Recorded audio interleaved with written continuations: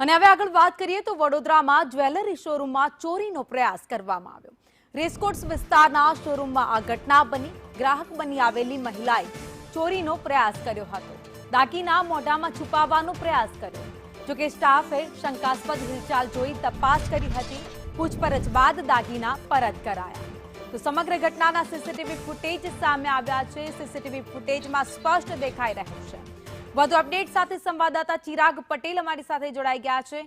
ચિરાગ, વડોદરાના રેસકોર્સ વિસ્તારમાં એક જ્વેલરી શોપમાં ચોરીનો પ્રયાસ કરાયો।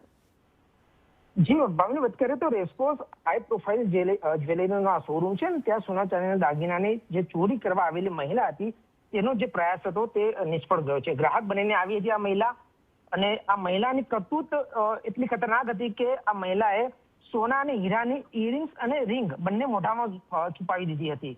મહિલાને શંકાસ્પદ હિલચાલના લીધે સ્ટાફને ચોક્કસથી જાણ થઈ અને સ્ટાફે જ્યારે મહિલાની પૂછપરછ કરી ત્યારે મહિલાના મોંમાંથી આ બંને જે વસ્તુઓ હતી સોનાની અને હીરાની એ પડી ગઈ હતી। ત્યારબાદ મહિલાને ખબર પડી કે હવે આ મારું કરતૂત પકડાઈ ગયું છે, એટલે તેને તાત્કાલિક ધોરણે તમામ સ્ટાફ સામે પગમાં પડીને માફી માંગી હતી।